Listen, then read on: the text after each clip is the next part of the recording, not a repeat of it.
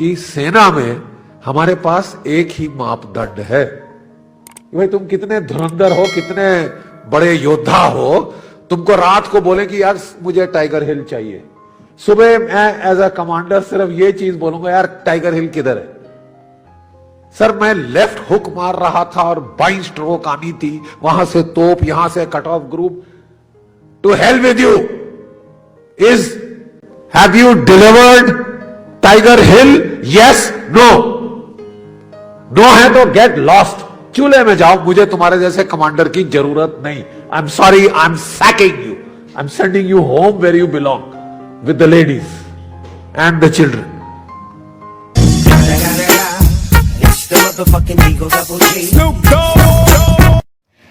अंग्रेजों ने, ध्यान से सुनिए, अंग्रेजों ने जब जापान को जीत लिया, जर्मनी को जीत लिया, बोला यहां के लोगों का जो लड़ने का मादा ही खत्म कर देंगे। ऐसी पैसिफिक कॉन्स्टिट्यूशन इंपोज करी, ये देश कभी उठ ना सके। अब तक जर्मनी जापान उठ नहीं पाए, आर्थिक रूप से कहीं भी पहुंच गए हो दुनिया में, militarily they count for zilch, zero. और एक और देश जिसको यह किया गया, ध्यान से सुनिए, वो था भारतवर्ष। 25 लाख की फौज काटी, 3.5 लाख पे लाए, 2 टुकड़े कर दिए, और सोने पे सुहागा एक ऐसे बंदे को प्राइम मिनिस्टर चुना, सिलेक्ट किया गया, इलेक्ट नहीं हुआ। कांग्रेस वर्किंग कमेटी ने सरदार पटेल को इलेक्ट किया था। मत भूलिए इतिहास, Sardar Patel was elected by the Congress working committee. अंग्रेजों ने गांधी जी के थ्रू जोर लगवाया, उन्होंने नहीं, आप नेहरू को एक्सेप्ट करेंगे। और सब लोग ठीक है महात्मा जी आप कह रहे हैं तो हम कुछ नहीं बोलते। और बहुत नेचुरली खुंदक तो आई होगी सरदार पटेल बेचारों को, इलेक्ट मैं हुआ, सिलेक्ट ये हुए, जैसे इमरान खान हुए हैं बाय द वे। तो साहब एक उनको वो लेके आए नेहरू जी को, और जो हमारा पहला कमांडर इन चीफ था of the British Indian army, वो था जनरल सर रॉय बुजर। उसने कहा मेरा नया बॉस आया है, तो अच्छी नई वर्दी निकाल के, बूट चमका के, टोपी डाल के, बेचारा फाइल पकड़ के आया, केन नेल के आया, सैल्यूट किया अपने प्राइम मिनिस्टर को, नौकरी तो बनानी होती है साहब, तो सैल्यूट करके आया। साहब बोले हाँ जी क्या लेके आए जनरल साहब? तो बोले कि साहब ये expansion and modernisation plans of the Indian army. General, I don't need an army, this is a peaceful country, I only need the police, who needs you, get out.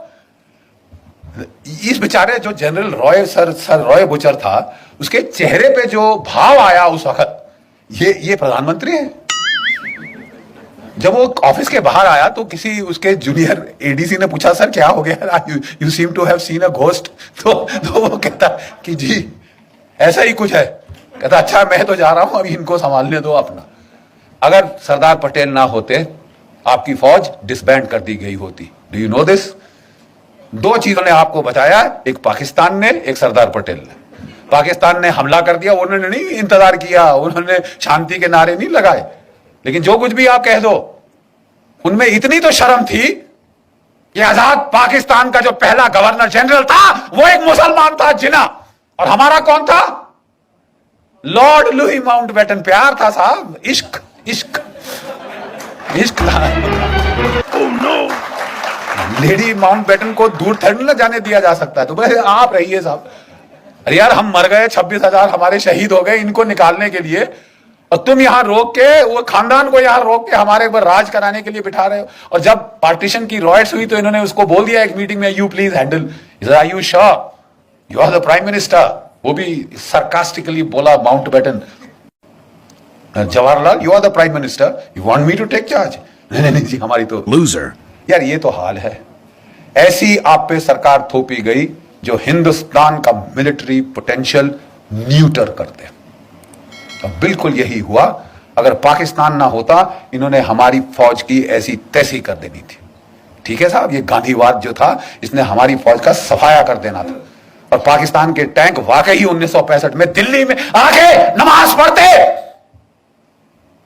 ये इस किस्म की ट्रेचरी हमारे साथ हुई।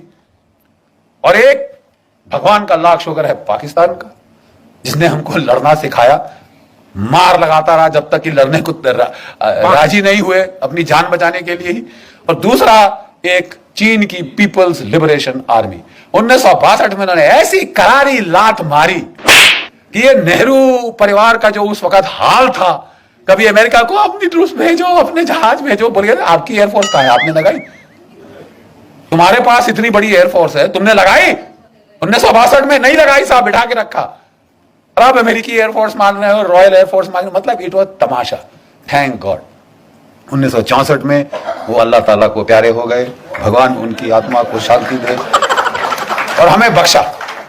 और 10 साल में ये देश रीमिलिटराइज हुआ। 65 की लड़ाई में हमने पाकिस्तान के साथ ड्रॉ हुआ, let's not be beat around the bush, ठीक है साहब। और 71 तक हमारे जर्नल, हमारे लड़के सब सीख चुके थे और पाकिस्तान के 2 टुकड़े कर दिए। चंद्रगुप्त मौर्य की विजय के बाद अगर पहली बड़ी विजय हुई है तो वो 1971 में हुई। 1971